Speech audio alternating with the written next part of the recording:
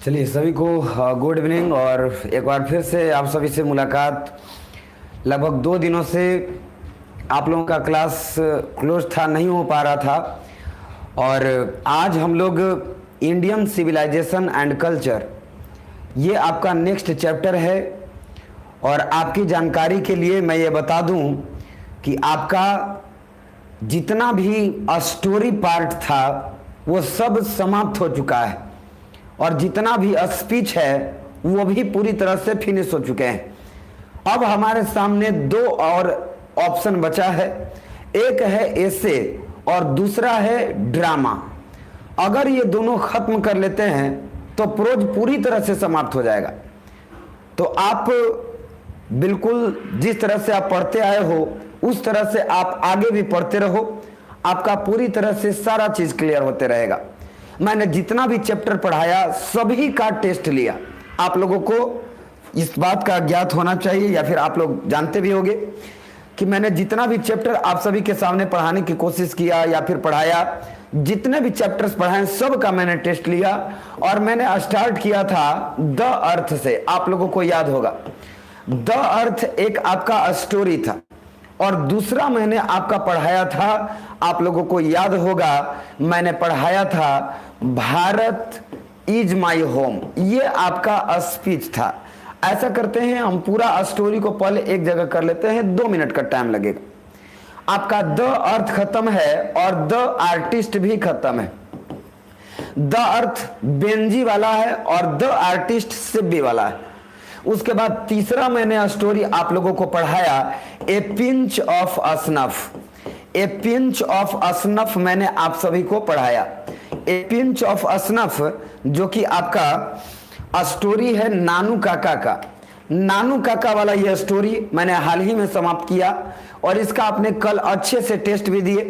हालांकि मैंने 40 प्रश्न ही आप लोगों को करवा पाए थे, लेकिन उसमें भी अच्छा परफॉर्मेंस रहा। 58, 59 ऐसे रहा आपका टेस्ट में, 60 में 59, 58 ये कम नहीं होता है। उसके बाद आपको देखा जाए तो मैंने आपको इतना स्टोरी पढ़ाने के बाद 2 स्पीच आपको करवाया। एक स्पीच का नाम था Bharat is my home. Bharat is my home जो कि आपके जाकिर हुसैन जी का है। उसके बाद मैंने दूसरा आपको पढ़ाने की कोशिश किया, और वो था आई हैव अ ड्रीम। आप लोग याद कीजिए, आई हैव अ ड्रीम ये आपका था मार्टिन लूथर किंग का। ये सारे चैप्टर्स मैंने आपको पढ़ाया और प्रत्येक लेसन का टेस्ट लिया। अब हम लोग स्पीच पूरा समाप्त करने के बाद और पूरा स्टोरी समाप्त करने के बाद अब हम लोग एसे वाले पार्ट में चलेंगे। और आपको मालूम होना चाहिए कि आपका सिर्फ एक ही ड्रामा दिया है। आपके चैप्टर में पढ़ने के लिए सिर्फ एक ड्रामा है, और ड्रामा सबसे लास्ट में पढ़ना है। आप याद करेंगे इसको, सबसे लास्ट में ड्रामा पढ़ाया जाएगा। उससे पहले जितना भी ऐसे है, या फिर बीच में देखेंगे 2 लेसन निकालने के बाद 1 लेसन ड्रामा का रखेंगे। और नहीं तो मेरा तो मनसा यही है, मेरा विचार यही है कि सबसे पहले पूरा ऐसे खत्म कर लेंगे, उसके बाद एक लास्ट में ड्रामा हंसते मुस्कुराते हुए खत्म कर लेंगे। और वैसे भी आपके चैप्टर का, आपके कंटेंट का सबसे लास्ट चैप्टर ड्रामा है। तो हम लोगों को बस इसमें 3 चैप्टर, 2 चैप्टर इसमें पढ़ लिए हैं। 11 चैप्टर है, 6 चैप्टर और बाकी है। 6 चैप्टर पढ़ने के बाद पूरा प्रोज खत्म हो जाएगा, और ऐसे पढ़ने में टाइम उतना नहीं लगता है। तो आप लोग बड़े अच्छे से आज से ऐसे का शुभारंभ करें। और सबसे पहला चैप्टर है इंडियन सिविलाइजेशन एंड कल्चर।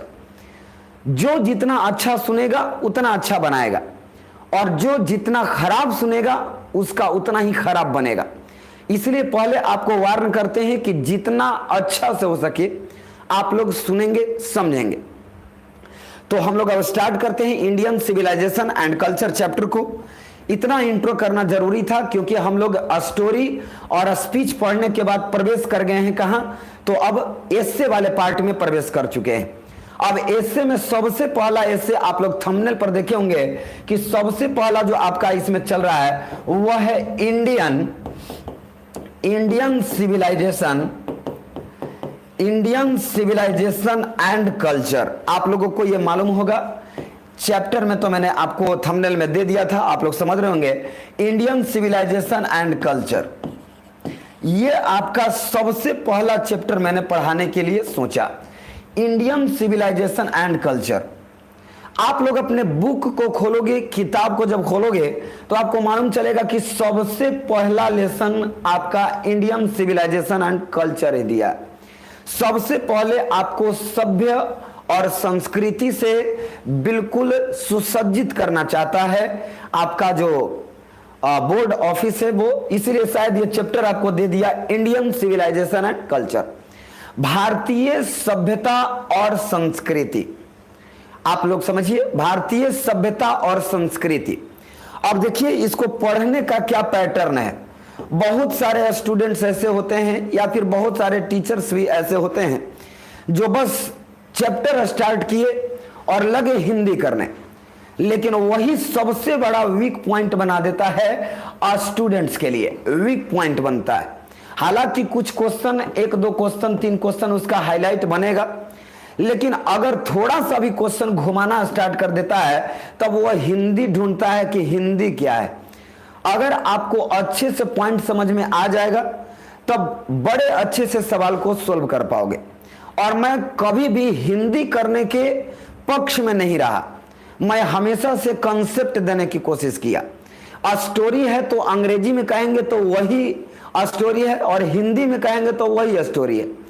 आपका स्टोरी पढ़ते समय, जो भी चैप्टर है पढ़ते समय, इंग्लिश वर्ड का मैं यूज करता हूं और प्लस में आपका पूरा मीनिंग आपके चैप्टर में दिया हुआ है, जो मैंने आपको प्रोवाइड किया ऐप में, जो आपका जोड़ा हुआ है उसमें आप देखे होंगे कि सभी चैप्टर्स का पहले मीनिंग ही दिए हैं, वोकैबुलरी ही दिए हैं। तो सबसे पहले आपको इसमें पहचानना पड़ेगा कि इसको कैसे पढ़ना है। सबसे पहले सुनिए, आपको पढ़ना इसमें कैसे है। आपको मैं इसको पॉइंट वाइज स्टडी करवाऊंगा, यानी कि कौन कौन से बिंदुओं पर बातचीत हुई है इस पर पढ़ना है। अगर कहानी की तरह सुनते जाओगे तब ये कंप्लीट नहीं होने वाला है। आपको पॉइंट वाइज इसमें सुनना पड़ेगा कि महात्मा गांधी शहर के बारे में क्या विचार दिए हैं, महात्मा गांधी गांव को किस दृष्टिकोण से देखते हैं, what is a village according to Mahatma Gandhi, Mahatma Gandhi संविधान कॉन्स्टिट्यूशन को किस नजरिए से देखते हैं। ये सब पॉइंट वाइज स्टडी करना पड़ेगा, तब जाकर के आपका ये चैप्टर या फिर कोई भी ऐसे का चैप्टर कंप्लीट होगा। और आपको एक बात और मैं आपको बता दूं कि चाहे जो भी चैप्टर हो, आप हिंदी में भी अगर पढ़ते होंगे तो हिंदी में भी सबसे पहले लेखक परिचय चलता है। और आप जानते होंगे कि हिंदी में लेखक परिचय कितना खतरनाक रहता है। और हमें तो जहां तक मेरा अनुभव है, इंग्लिश में जो आपका लेखक परिचय या कवि परिचय चलता है वह हिंदी से आधा भी नहीं रहता है। फिर भी बच्चा अंग्रेजी में इतना डरता है, हमें लगता है कि उसको हिंदी में डरना चाहिए। मैंने हिंदी का किताब देखा है, उसमें इतना चलता है, बहुत ज्यादा प्रॉब्लम्स, आप लोग समझ रहे होंगे। तो हिंदी में आपका प्रॉब्लम रहता है, अंग्रेजी में सबसे पहले लेखक परिचय। इसीलिए हम लोग आज की क्लास में लेखक परिचय पर ज्यादा गौर करेंगे। और जैसे ही लेखक परिचय 15 मिनट में खत्म होगा, वैसे ही आपको हम लेकर चलेंगे क्वेश्चन की दुनिया में। ऑब्जेक्टिव क्वेश्चन हम लोग सोल्व करेंगे और ऑब्जेक्टिव क्वेश्चन सोल्व करने के उपरांत आपका क्लास फिनिश कर दिया जाएगा। तो इसमें ज्यादा नहीं है, मुश्किल से 15 मिनट में इंट्रोडक्शन समाप्त हो जाता है। चलते हम लोग इंट्रोडक्शन की ओर। अब आप लोग कॉपी कलम रखे हो बगल में तो आप ध्यान लगाइए और आगे की ओर हम लोग बढ़ते हैं। आप लोग एक एक बार यस तो जरूर लिख दो कि हाँ सर अब बिल्कुल तैयार हैं, अब आगे बढ़िए। अब आपका हम लेखक परिचय की ओर चलते हैं और लेखक परिचय के बाद आपका कुछ क्वेश्चन है उसको मैं करवाऊंगा। उसके बाद ये लेखक परिचय, writer introduction will be ended. तो आप लोग जल्दी से एक बार यस लिखेंगे और आगे बढ़ते हैं। सभी बच्चों का लगभग यस का कमेंट हम देख पा रहे हैं। चलिए अब समझते हैं, आप लोग गौर कीजिएगा कि इसमें कौन कौन सा लेखक परिचय की बातें चल रही है। आप जानते हो कि आपका चैप्टर मैं एक बार फिर से लिख देना चाहता हूं, Indian civilisation Indian civilisation and culture, ये आपका चैप्टर है, भारतीय सभ्यता और संस्कृति। आप लोग बड़े गंभीरता से इसको सीखने की कोशिश करें। गंभीरता से इसलिए बोलते हैं क्योंकि अगर आपका दिमाग इधर उधर गया तो समस्याएं क्रिएट हो जाती है। सबसे पहला इसमें जो पॉइंट चलता है, आपको बता दें कि इसमें राइटर का भी इंट्रोडक्शन चलेगा। राइटर मतलब होता है लेखक, और इसके साथ साथ इस चैप्टर का भी आपका इंट्रोडक्शन चलता है। जो चैप्टर पढ़ रहे हो इसका भी इंट्रोडक्शन चलता है। यानी कि सिर्फ आपको राइटर के बारे में जान लेने से नहीं होगा, आपको चैप्टर के बारे में भी जानना पड़ेगा। मतलब कि हम लोग दो सेक्शन में इसका इंट्रोडक्शन करेंगे। एक इंट्रोडक्शन करेंगे, सबसे पहले हम लोग कर लेते हैं चैप्टर का, और चैप्टर का उसके बाद हम लोग राइटर पर पहुंचेंगे। 15 मिनट का खेल है, बस आपको 15 मिनट ध्यान से सुनना है। चैप्टर का इंट्रोडक्शन और राइटर का इंट्रोडक्शन फिनिश हो जाएगा। सबसे पहले हम लोग पढ़ेंगे चैप्टर का इंट्रोडक्शन। अब देखिए चैप्टर का इंट्रोडक्शन क्या है, समझिए। सबसे पहले आपको मैं बता दूं, इसी में हम लोग लिख लेते हैं, आप लोग को कोई प्रॉब्लम्स ना होगा। देखिए चैप्टर के इंट्रोडक्शन में सबसे पहले आपका पॉइंट क्या चलेगा, जरा गौर से सुनिएगा। सबसे पहला पॉइंट चलता है कि बताओ राइटर कौन है। राइटर पर प्रश्नवाचक चिन्ह लगाएगा, और आपके एग्जामिनेशन में तो बहुत बार रिपीट किया कि बताओ Indian civilisation and culture is written by, यानी इंडियन सिविलाइजेशन एंड कल्चर किसने लिखा। तो सबसे पहले तो राइटर पर प्रश्नवाचक चिन्ह लगाएगा, और बहुत इजी जवाब आ रहा होगा सभी का।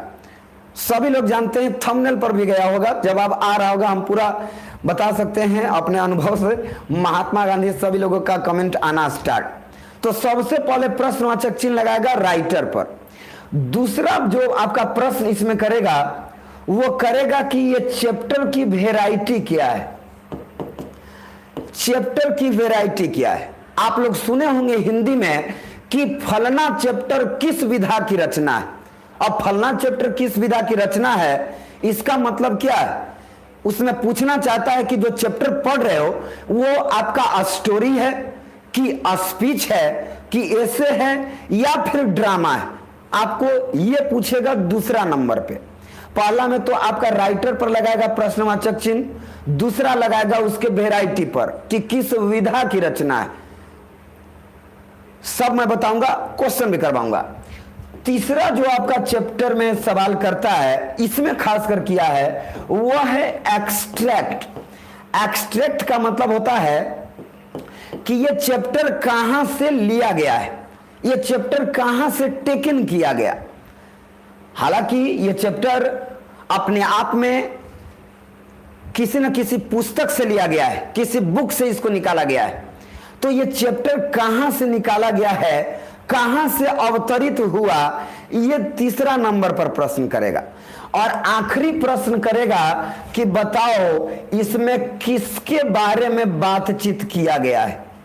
इतना करने के बाद आपका चैप्टर का इंट्रोडक्शन समाप्त हो जाता है। सबसे पहला सवाल कि राइटर कौन है, दूसरा सवाल स्पीच है कि ड्रामा है कि एसे है या फिर स्टोरी है, तीसरा सवाल कहां से लिया गया है इस चैप्टर को, और चौथा सवाल इसमें किसके बारे में बातचीत हुई है। अब एक एक करके सब के बारे में आपको बताएंगे, और ये चारों का चारों समाप्त करने के बाद हम लोग चैप्टर का इंट्रोडक्शन फिनिश कर लेंगे। तो सबसे पहले हम लोग देखते हैं राइटर पर कि इसके राइटर कौन है। अगर बातचीत करें राइटर के बारे में तो आप लोग जानते होंगे कि राइटर इसके महात्मा गांधी हैं। महात्मा गांधी इनके राइटर है। महात्मा गांधी राइटर है। सबसे पहला सवाल का जवाब तो हम लोग मिल चुका है कि इस चैप्टर के राइटर कौन है। तो इस चैप्टर के राइटर हैं महात्मा गांधी। सवाल कैसे करता है और किया है, आप लोग जरा इस पर देखिए। सवाल किया था, क्या सवाल किया था कि बताओ इंडियन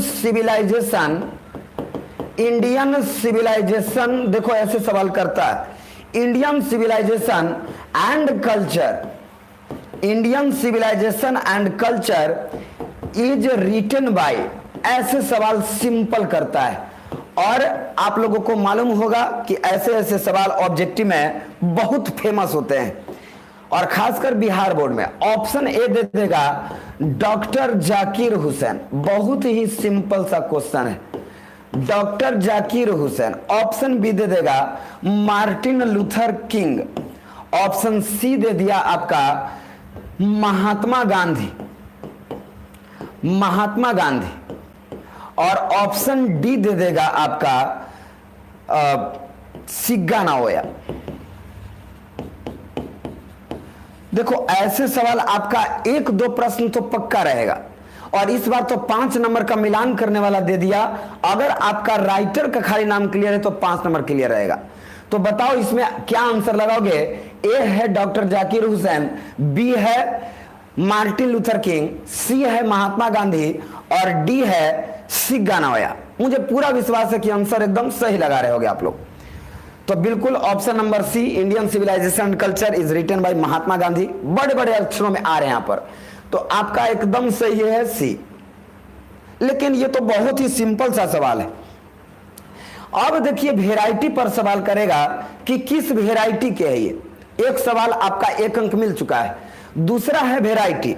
वेराइटी में आपको कहना है कि यह एक प्रकार का एसे है, यह स्टोरी नहीं है, ना ही यह स्पीच है, ना तो ड्रामा है, यह क्या है? एसे। आपको याद करना पड़ेगा कि इंडियन सिविलाइजेशन एंड कल्चर एसे, मैंने आते ही क्लास में आपको बताया। अब जो है इस पर आपको वेराइटी पर भी सवाल कर देगा। वेराइटी पर सवाल कैसे करेगा आप लोग एकदम शॉर्ट में देखो। वेराइटी पर सवाल करेगा कि बताओ Indian civilisation and culture is A/N, यहां पर ऑप्शन बना देगा। ऑप्शन नंबर ए दे देगा कि बताओ क्या यह स्टोरी है। ऑप्शन नंबर बी दे देगा बताओ क्या यह स्पीच है। ऑप्शन नंबर सी दे देगा क्या यह ड्रामा है, या फिर ऑप्शन नंबर डी दे देगा कि यह ऐसे है। आप लोगों को इसमें आंसर लगाना पड़ेगा। तो जल्दी से बताओ इसमें आंसर क्या होगा? आप सभी का आंसर इसमें डी। सभी लोग जान रहे हैं कि ये ऐसे है। आपका आंसर बिल्कुल करेक्ट है। देखो ये सब आंसर एकदम सिंपल है क्वेश्चन, लेकिन आपका क्वेश्चन जब चैप्टर में जाओगे तब आपका क्वेश्चन घुमाता है। तो राइटर है महात्मा गांधी और वेराइटी है ऐसे। अगर हम बातचीत कर लें कि कहां से लिया गया है, ये खतरनाक क्वेश्चन क्रिएट करता है। तो याद रखिएगा कि ये लिया गया है ऑटोबायोग्राफी से। ऑटोबायोग्राफी से लिया गया है। अब सवाल करोगे कि सर ऑटोबायोग्राफी का मतलब होता है, ऑटोबायोग्राफी का मतलब होता है आत्मकथा। तो आत्मकथा से लिया गया है ये, तो किसका आत्मकथा? सवाल तो करेगा कि यह आत्मकथा से एक्सट्रैक्ट किया गया है, तो किसके आत्मकथा से लिया गया है? तो सवाल का जवाब होगा ऑफ महात्मा गांधी। महात्मा गांधी के आत्मकथा से लिया गया है। और महात्मा गांधी के आत्मकथा का नाम माई एक्सपेरिमेंट विद ट्रूथ था। आपकी किताब में दिया भी है, माई एक्सपेरिमेंट विथ ट्रूथ। अंग्रेज से संघर्ष करते समय रात को चोरी चुपके यह एक कहानी लिखा करते थे, अपनी आत्मकथा। और आत्मकथा में सारी बातें ये बताएं। तो अपनी आत्मकथा में यह बहुत कुछ लिखे महात्मा गांधी, और उसी आत्मकथा से आपका यह चैप्टर लिया गया है, माई एक्सपेरिमेंट विथ ट्रूथ, सत्य के साथ मेरा प्रयोग। तो आपको इसी चैप्टर से, इसी किताब से इस चैप्टर को लिया गया है। सवाल करेगा, और सवाल इसमें 2 तरीके का करता है। सबसे पहला पूछेगा कि इंडियन सिविलाइजेशन एंड कल्चर किसके ऑटोबायोग्राफी से लिया गया? Option A Mahatma Gandhi, option B Martin Luther King, option C Zakir Hussain, या फिर option number D Bhagat Singh. तो आपको आंसर उसमें लगाना है महात्मा गांधी की ऑटोबायोग्राफी से। एक सवाल यह भी कर देगा कि बताओ कि my the name of the autobiography of Mahatma Gandhi is, यानी कि महात्मा गांधी के ऑटोबायोग्राफी का क्या नाम है? तो आपको कहना है उसमें माई एक्सपेरिमेंट विथ ट्रूथ, सत्य के साथ मेरा प्रयोग। और हमें लगता है कि आपका बिल्कुल क्लियर हो गया होगा। अब हम लोग चलते हैं नेक्स्ट की ओर, और नेक्स्ट आपका क्या है इसको समझे। नेक्स्ट है अबाउट। आखिर इसमें किस पर बातचीत चला है? तो इसमें बातचीत चला है sound foundation of Indian civilization. इस बात को समझिए, साउंड फाउंडेशन, साउंड का मतलब होता है अटल या दृढ़, और फाउंडेशन का मतलब होता है स्थापना। फाउंडेशन जैसे मनाता है स्थापना दिवस, तो sound foundation of Indian civilisation, Indian civilization यानी कि भारतीय सभ्यता का अटल स्थापना, दृढ़ स्थापना के बारे में ये आपका पूरी तरह से चलेगा। यानी कि दिस ऐसे या this chapter is about the sound foundation of Indian civilization, यानी कि अटल स्थापना। किसका अटल स्थापना? तो भारतीय सभ्यता का। अब आपका ये पूरी तरह से चैप्टर का तो क्लियर हो गया। तो सबसे पहले राइटर कौन है? तो महात्मा गांधी। वेराइटी क्या है इसका? तो ये ऐसे है। उसके बाद एक्सट्रैक्ट कहां से लिया गया है? तो महात्मा गांधी की ऑटोबायोग्राफी से। और ऑटोबायोग्राफी क्या है? तो माय एक्सपेरिमेंट ट्रूथ है। और इसके बाद किसके बारे में इसमें बातचीत हुआ है? तो sound foundation of Indian civilization, यानी कि जो भारतीय सभ्यता उसकी अटल स्थापना के बारे में आप लोगों को ये बिल्कुल क्लियर हो गया होगा। अब इस पर सवाल जब आपका चलेगा तो आप लोग अच्छे से इसको सोल्व कर पाओगे, मुझे तो पूरा विश्वास है। चलिए अब हम लोग जरा आगे बढ़ते हैं और देखते हैं कि आगे कौन सा बातें चल रही है। इसमें आप लोगों को क्वेश्चन में लेकर आऊंगा, देखिएगा, इसमें घबराने वाली बात नहीं है। आपका जो है अब दूसरा जो इसमें चलता है सेक्शन, उसका नाम है राइटर। अब देखो चैप्टर के बारे में तो समझ गए कि चैप्टर का राइटर कौन है, चैप्टर की वेराइटी क्या है, चैप्टर कहां से लिया गया और चैप्टर किसके बारे में बात करेगा, सारी चीज क्लियर कर लिए। अब राइटर के बारे में कौन कौन सा सवाल करेगा? सबसे पहला इसमें आपका सवाल करेगा राइटर से कि बताओ राइटर का बर्थ डेट क्या है। बर्थ डेट का मतलब होता है जन्म दिवस। तो सबसे पहले पूछेगा बर्थ डेट, बर्थ डेट के बाद डेथ पूछेगा, मृत्यु, यानी कि जन्म पूछेगा, मृत्यु पूछेगा। तीसरा पूछेगा इसमें कि किस नाम से, हालांकि आप जानते हो कि राइटर तो महात्मा गांधी है, किस नाम से ये पॉपुलर हैं हमारे कंट्री में, या फिर हाँ बिल्कुल हमारे कंट्री में किस नाम से पॉपुलर है। और चौथा में आपका पूछेगा कि कौन कौन से पोस्ट पर ये विराजमान थे। पहला पूछेगा जन्मदिन यानी कि जन्म, दूसरा मृत्यु, तीसरा पूछता है कि कौन नाम से पॉपुलर है, और चौथा कौन कौन पोस्ट पर है। इसमें पांचवा पूछता है कि बताओ उनके पास क्या क्या था अनुभव के रूप में। तो अनुभव के रूप में इसमें बताया गया है सत्य और अहिंसा उनके पास था, दो जबरदस्त हथियार थे, आपको मालूम चलेगा भी। और उसके बाद छठा में पूछता है कि पूरी जिंदगी ये किसका हेल्प करते रहे, यानी कि किसकी मदद किए, आप लोगों को इस समय मालूम चलेगा अभी तुरंत। उसके बाद एक सवाल इसमें आपका कर पाएगा कि बताओ, यहीं पर हम लिख लेते हैं, उसके बाद एक करके चलेंगे इसमें, ठीक है।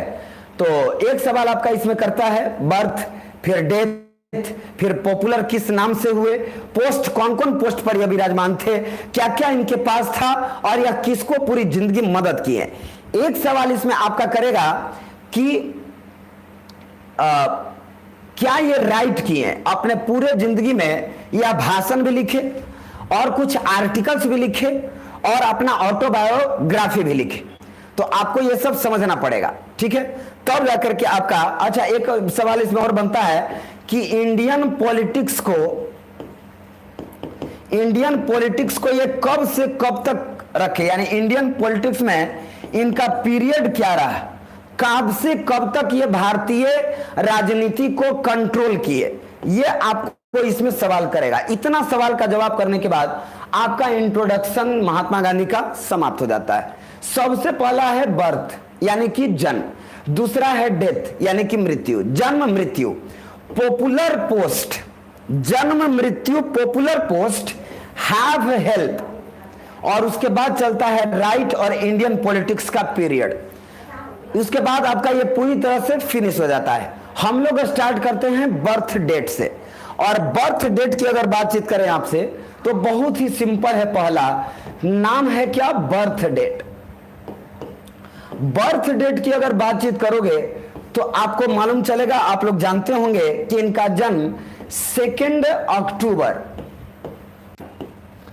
डायरेक्ट इंडिया लिखा है, आप लोग इसको समझेंगे। 2 अक्टूबर 1869 इंडिया में इनका जन्म हुआ। अब ऑप्शन कहां कहां बनाएगा? देखिए, ऑप्शन आपका यहां पर बनाएगा और दूसरा ऑप्शन यहां पर बनाएगा। और आप लोग महात्मा गांधी के बारे में तो 2 अक्टूबर जानते ही होंगे, यहां पर भी ऑप्शन बना सकता है। हालांकि आपके किताब में 2 अक्टूबर नहीं लिखता है, लेकिन आपका डेट यहां पर और प्लेस नेम जरूर लिखता है।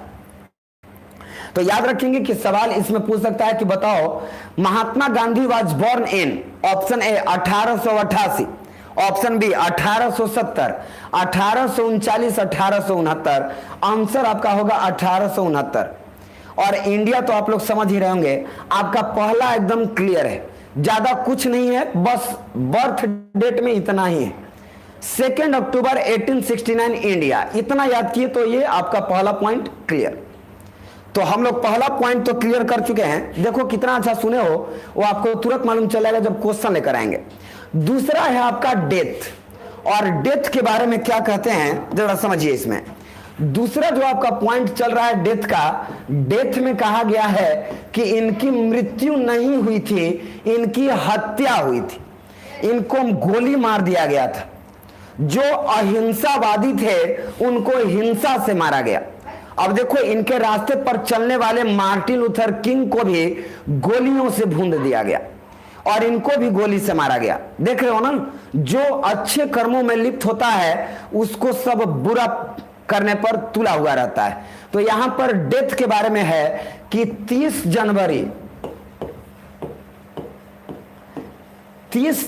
को, और इनका डेट देता है 30 जनवरी 1948, 1948 में इनको मार दिया गया। आजादी के 1 साल बाद इनको गोली से भून दिया गया। तो 30 जनवरी 1948 में इनको गोली मार दिया गया था। हालांकि मृत्यु पूछता नहीं है, लेकिन आप लोग याद रखोगे तो अच्छा रहेगा। 30 जनवरी 1948 को नाथूराम गोडसे नाम का एक व्यक्ति, और वो भी हठधर्मी था, यानी कि कट्टर हिंदूवादी था, और यही कारण था उसके लिए फैनेटिक वर्ड यूज किया गया है। फैनेटिक का मतलब होता है कट्टर किसी धर्म को मानने वाला, यानी कि वो हिंदू धर्म को माना था। और जब महात्मा गांधी बंटवारा की श्रेणी में आए थे कि महात्मा गांधी ने कह दिया है कि मुस्लिम के पक्ष में दे दिए थे अपना बयान कि उसको भी शरण मिलना चाहिए यहां पर, तो यहां पर नाथूराम गोडसे बहुत गुस्साया था और इनको गोली मार दिया था 30 जनवरी 1948। तो इसमें समाप्त हुआ। अब जो है हम लोग चलते हैं पॉपुलर। आखिर कौन से नाम से ये पॉपुलर थे?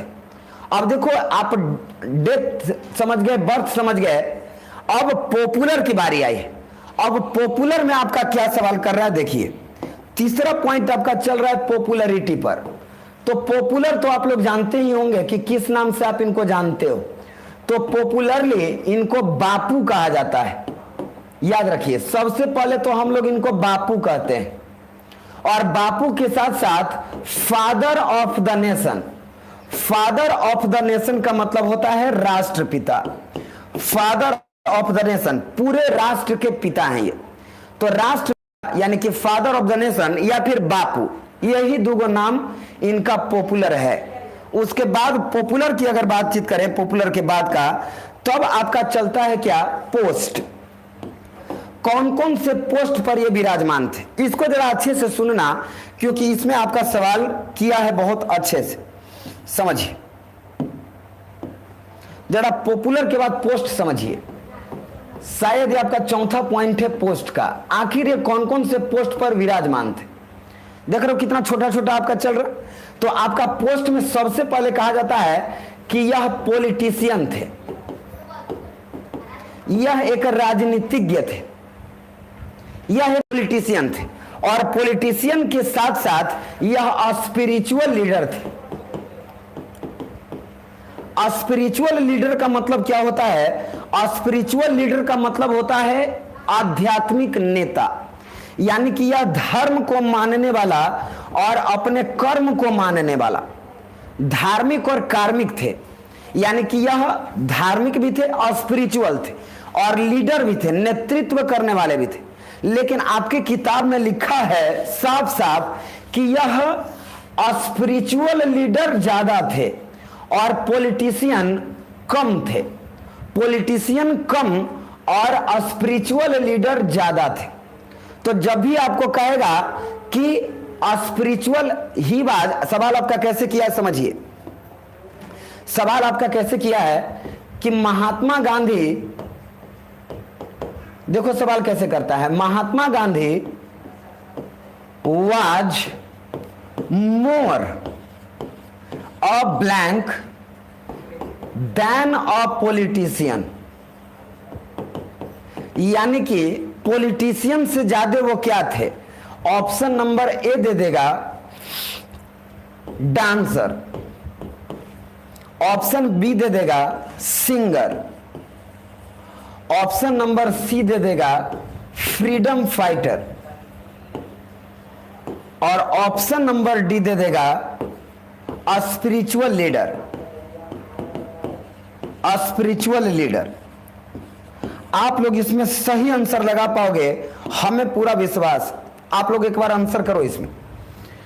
बिल्कुल ऑप्शन नंबर सभी का डी है। इसमें आप लोग समझ रहे होंगे कि यह स्पिरिचुअल लीडर ज्यादा थे और पॉलिटिशियन कम थे। आजकल पॉलिटिशियन सब ज्यादा है और स्पिरिचुअल लीडर कम है, और यह स्पिरिचुअल ज्यादा थे, आध्यात्मिक ज्यादा थे। याद रखेंगे इस बात को, पॉलिटिशियन कम थे। अब देखते हैं कि इसमें और कौन सा पॉइंट चल रहा है।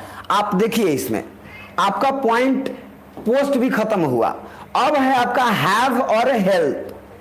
तो आप लोग समझते होंगे हैव और हेल्प में इनके पास क्या क्या था, तो समझिएगा। इनके पास अगर हैव वाला पॉइंट में हम बताएं तो इनके पास कहा जा रहा है इसमें कि दो हथियार रखते थे ये, और दो बड़े ही धारदार हथियार था। सबसे पहला हथियार था इनके पास ट्रुथ, यानी कि सत्य। अब ये मत समझो कि इनके पास गोली बंदूक और लाठी था, लाठी भी था तो खुद के सहारे के लिए था। दूसरा जो था इनके पास वो था नॉन वायलेंस। नॉन वायलेंस, इनके पास दो हथियार थे और ये दोनों हथियार का प्रयोग ये किए थे किसके खिलाफ? तो ब्रिटिश के खिलाफ, ब्रिटिश के खिलाफ किए थे। और ब्रिटिश जब हमारे देश में हुकूमत कर रहा था उस समय ये दोनों हथियार का प्रयोग इस पर कर रहे थे और दोनों से ब्रिटिश को जीतने की कोशिश कर रहे थे, सत्य और अहिंसा। यही तो दो पुजारी थे इनके, पुजारी तो ब्रिटिश के खिलाफ। तो याद रखिएगा इनके पास क्या क्या था, तो ट्रुथ और नॉन वायलेंस, जिसका प्रयोग ये किस पर किए थे? तो ब्रिटिश पर किए थे। उसके बाद आपका पॉइंट इसमें चलता है हेल्प का, कि यह पूरी जिंदगी किसका हेल्प करते रहे। तो याद रखिएगा कि ये हेल्प करते रहे किसका? He helped India, he helped India, वह भारत की मदद किए। He helped India to gain independence.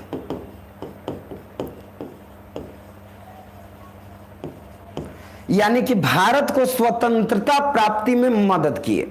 आप लोगों को याद करना पड़ेगा, इसमें सवाल भी पूछता है कि बताओ किसका इंडिपेंडेंस में हेल्प किए थे, तो याद करना होगा इंडिया को। अब बस इसमें इतना ही है, हेल्प में बस भारत को स्वतंत्रता प्राप्ति में मदद की है, इसके सिवा कुछ नहीं इसमें पॉइंट। अब आपका पॉइंट क्या चल रहा है जरा देख लेते हैं। अब बहुत मुश्किल से 2-3 पॉइंट होंगे, उसके बाद आपका ये समाप्त हो जा रहा है। ठीक है, देखिए अब है इसमें इंडियन पॉलिटिक्स पीरियड और राइट। इसको डायरेक्ट हम लिखते हैं और खत्म करते हैं। देखिए अब इसमें क्या चल रहा है, इंडियन पॉलिटिक्स पीरियड, या कब से लेकर कब तक इंडियन पॉलिटिक्स को डोमिनेट किए। तो लिखते हैं यहां पर Indian politics Indian politics period, या कब से लेकर कब तक भारतीय जो राजनीति है उसको डोमिनेट किया, अपने हाथों में बागडोर लिए, उसको कंट्रोल किए। तब ये कंट्रोल किए थे कब से लेकर कब तक, आप लोग समझिए। 1915 से लेकर, यानी कि 1915 से लेकर टिल 1948, यानी कि अपने मृत्यु के अंतिम सांस तक यह भारतीय राजनीति को थामे रहे। यह होता है सच्ची सेवा। जब से इंडिया में प्रवेश किए तब से लेकर मृत्यु तक यह भारतीय राजनीति को अपने अधीन रखा। 1915 से लेकर 1948 तक। यह सब कॉपी में नोट करते जाओ। एक पॉइंट आपका और चल रहा है, इसमें लास्ट पॉइंट है, उसका नाम है राइट। आखिर ये क्या क्या लिखे तो समझिएगा। इसमें सबसे पहले तो ये अपना ऑटोबायोग्राफी लिखे, ऑटोबायोग्राफी। और ऑटोबायोग्राफी लिखे तो इनके ऑटोबायोग्राफी का नाम क्या पड़ा तो आप लोग जानते हो कि वहीं से ही चैप्टर लिया गया है, माई एक्सपेरिमेंट विथ ट्रूथ। ये आपका सबसे पहला पॉइंट बना कि ये क्या लिखे, तो सबसे मालूम चला कि ऑटोबायोग्राफी लिखे। दूसरा में यह बहुत सारे आर्टिकल्स लिखे थे, छोटे छोटे निबंध, और पत्रिका निकला करता था और पत्रिका में छापते थे। तो सवाल पूछेगा कि कौन सी पत्रिका, कौन से न्यूज़पेपर में इनका पत्रिका छपा करता था, तो यंग इंडिया, युवा भारत,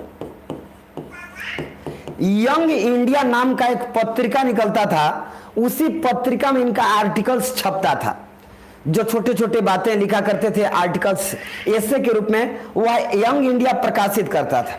तो याद रखेंगे कि यंग इंडिया के लिए लिखा करते थे। ये सवाल आपको यहां पर बनाएगा। थर्ड जो आपका चल रहा है वह है स्पीच, और यही तो लास्ट पॉइंट है आपका। स्पीच का मतलब होता है कि यह जगह जगह भाषण भी दिए, और जगह जगह जब भाषण दिए कांग्रेस पार्टी की तरफ से लोगों को जागरूक करने के लिए, तो जब भाषणबाजी की है तो याद रखिएगा कि इनका जो भाषण है सबसे पहले तो इनको ओरिजिनल थिंकर के रूप में दर्शाया। ओरिजिनल थिंकर, सवाल भी पूछेगा कि इनका भाषण इनको किस बात का दर्जा दे दिया, तो ओरिजिनल थिंकर बताया। और ओरिजिनल थिंकर के साथ साथ ग्रेट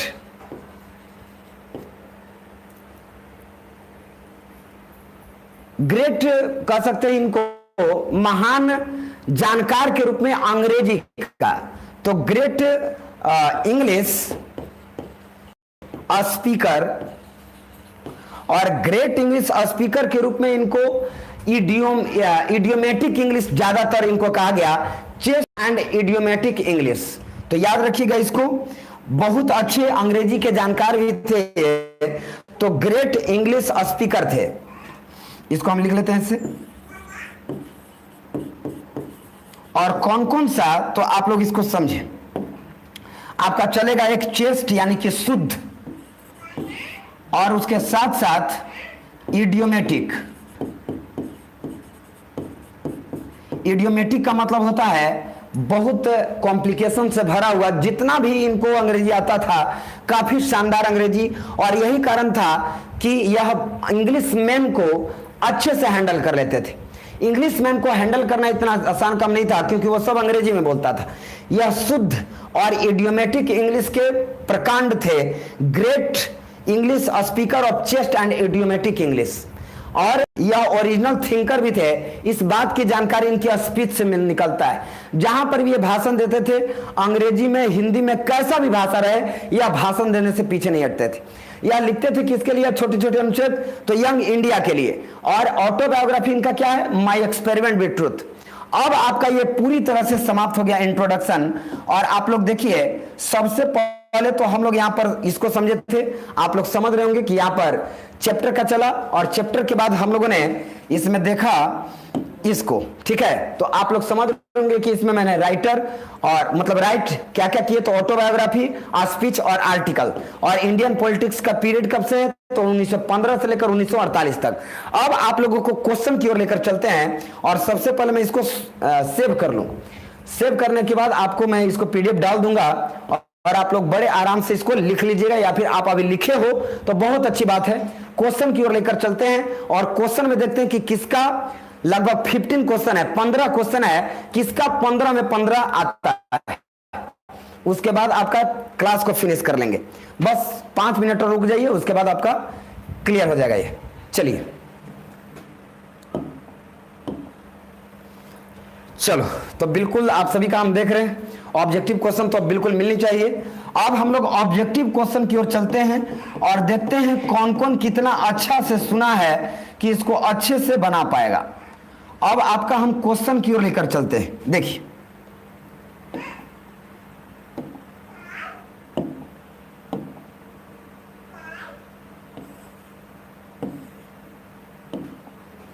चलो देखो, चलो अब इंपोर्ट होने ही वाला है। आप लोग इसको अच्छे से देखें, आप क्वेश्चन को समझें।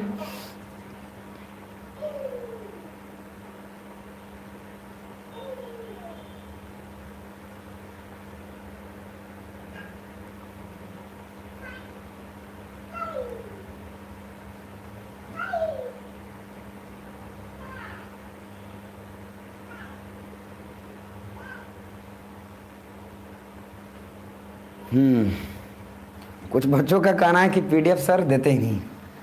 ठीक है, अपलोड करवा देंगे। चलिए अब वस्तुनिष्ठ प्रश्न की ओर चलते हैं, और इसमें देखते हैं कि कौन कौन बच्चे कितना अच्छे से बना पाते हैं क्वेश्चन को। और ये रहा आपके सामने सबसे पहला क्वेश्चन। आप लोग थोड़ा सा, अच्छा ये क्वेश्चन नहीं है, ये आपका ऑब्जेक्टिव संकेत कर रहा है कि सब क्वेश्चन ऑब्जेक्टिव मिलेगा। थर्ड आपका जो पेज है उसमें आपका पूरी तरह से क्वेश्चन है, समझिए।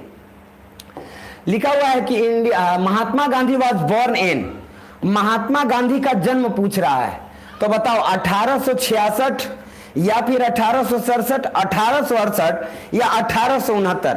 जल्दी से आप लोग कमेंट करें इसे, कौन सा आंसर होगा। चलिए, पहला का ऑप्शन नंबर डी सभी का, और बिल्कुल करेक्ट है आपका आंसर। ऑप्शन आपका इसमें डी चलेगा, 1869, 2 अक्टूबर 1869 में। नेक्स्ट क्वेश्चन देखते हैं। नेक्स्ट क्वेश्चन आपका कह रहा है कि Mahatma Gandhi was a oblique an writer.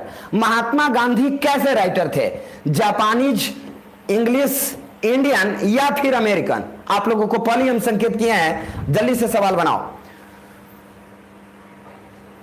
चलिए, सेकंड का आंसर सी सभी लोग कर रहे हैं। चलिए, वेरी गुड। सेकंड का लगभग सभी बच्चे ऑप्शन नंबर सी है, तो बिल्कुल आपका आंसर क्या हो जाएंगे, सी। ठीक है, नेक्स्ट क्वेश्चन की ओर बढ़ते हैं, और नेक्स्ट क्वेश्चन क्या कह रहा है समझिए। नेक्स्ट क्वेश्चन आपका कह रहा है कि Gandhi ji popularly known as. अब देखो, पॉपुलर पॉइंट आपको पढ़ाया गया है, पॉपुलरली नोन एज पूछ रहा है, तो बताओ क्या होगा, बापू, फादर ऑफ द नेशन, दोनों या दोनों में से कोई नहीं। जल्दी से कमेंट करो आप, और देखते हैं किनका किनका करेक्ट होता है। चलिए, थर्ड का जल्दी से आंसर लगाओ, और तीसरा का भी ऑप्शन नंबर सी सभी लोगों का कमेंट चल रहा है, हम देख रहे हैं। तो बिल्कुल आपका आंसर सही है, बापू या फिर राष्ट्रपिता। नेक्स्ट क्वेश्चन चलते हैं। नेक्स्ट क्वेश्चन आपका क्या कह रहा है समझिए। नेक्स्ट क्वेश्चन आपका कह रहा है कि गांधी जी वाज मोर, बताओ क्या थे वो। अब पोस्ट वाला से आ गया, देन ए पॉलिटिशियन। पॉलिटिशियन से भी ज्यादा क्या थे, एडिटर थे, हिस्टोरियन थे, मैथमेटिशियन थे, या स्पिरिचुअल लीडर थे। जल्दी कमेंट करो आप, देखते हैं किनका किनका करेक्ट होता है।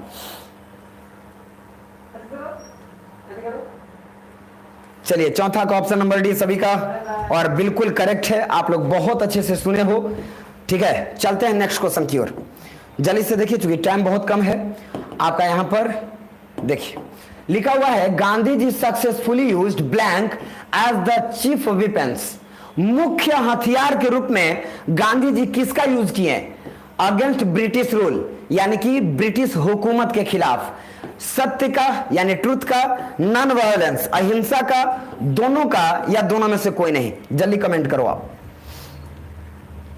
चलिए, 5 का ऑप्शन नंबर सी सभी का, और 4 का डी। क्या बात है, बिल्कुल सही है। आपका आंसर नंबर क्या हो जाएगा? सी। नेक्स्ट क्वेश्चन देखते हैं। नेक्स्ट क्वेश्चन आपका कह रहा है कि गांधी जी हेल्प, देखो हेल्प वाला पॉइंट आपको बताएं, गांधी जी किसकी मदद की है गेन इंडिपेंडेंस यानी कि स्वतंत्रता प्राप्ति में? इंडिया को, साउथ अफ्रीका को, ऑस्ट्रेलिया को या ब्रिटिश को? जल्दी से कमेंट करें। चलिए 6 का ऑप्शन नंबर, 6 नंबर का ए इंडिया। सभी लोगों का ऑप्शन नंबर ए है और बहुत अच्छा आप लोग सुन पाते हो, इंडिया की ही मदद की है। तो ऑप्शन नंबर क्या हो जाएगा आपका सही? ए। नेक्स्ट क्वेश्चन देखिए। नेक्स्ट क्वेश्चन है कि from blank Gandhi ji completely dominated Indian politics. Indian politics को कब से लेकर कब तक डोमिनेट किए, कंट्रोल किए? इनका पीरियड क्या रहा? 1945 से 1948 या फिर 1915 से 1948 या फिर 1915 से 1950 या 1940 से 1948? बता सकते हो तो बताओ, देखते हैं किनका किनका करेक्ट होगा। 7 का ऑप्शन नंबर बी सभी लोगों का 1915 से 1948 बिल्कुल सही जवाब है। बिल्कुल सही जवाब 1915 से 1948 तक। तो बिल्कुल इसे याद रखिए, इसीलिए मैंने पॉइंट बताया है आप सभी को, आप पॉइंट नोट कर लेना, ठीक है। नेक्स्ट देखिए। नेक्स्ट आपका पूछ दिया कि Mahatma Gandhi died at the hands of a fanatic. एक हठधर्मी के हाथों उनको गोली मार दी गई थी। ऑन कब? 2 जनवरी 1948 को या फिर 14 जनवरी 1947 को या फिर 30 जनवरी 1948 को या 30 जनवरी 1947 को? जल्दी से कमेंट करें आप।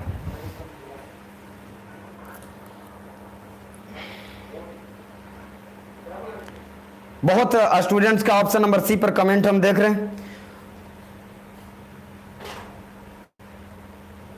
30 जनवरी 1948। वेरी गुड, आप सभी का आंसर बिल्कुल करेक्ट है, 30 जनवरी 1948, option number C. Next question देखिए। अब मुश्किल से 4-5 क्वेश्चन और है, उसके बाद समाप्त हो जाएगा। देखिए लिखा हुआ है कि the name of the autobiography of Mahatma Gandhi is. Mahatma Gandhi की ऑटोबायोग्राफी का क्या नाम था? My experiment with truth, wings of fire, my life struggle या फिर माई सेवरल वर्ल्ड्स? कमेंट करो जल्दी।